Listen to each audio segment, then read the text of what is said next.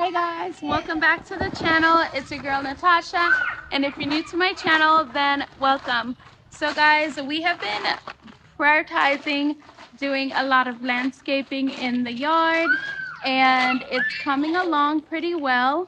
We have currently some aloe vera right over there.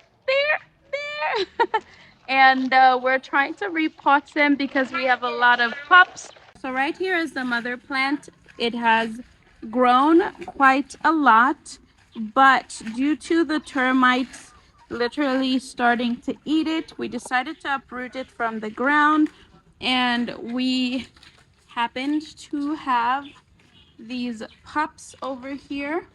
So we have quite a few of them, and we have some with roots and some without roots. So we decided, initially we were supposed to put them in here, but then with further research we found out that we needed to let the ones without roots dry out for a day or two before actually putting them in soil. And so over here we have the pups that don't, well, the pups that do have roots. Show you. So these are the ones that Joseph is going to be putting in our old tile fix bags. We kept a lot of them and decided that we were going to use them for planting eventually. And so they've come in handy quite a bit. So this is basically what he's doing right now. Yeah.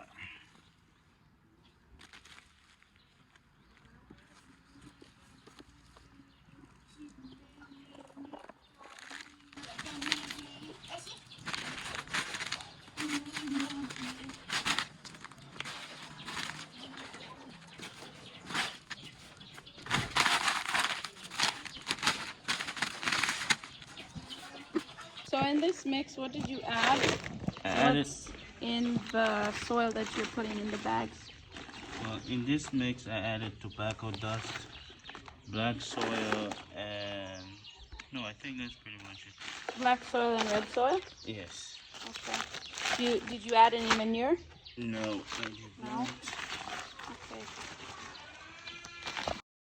So one of the things that Joseph and I had agreed on when we moved from Canada was making sure that when we would move out here, that would be as environmentally conscious as possible.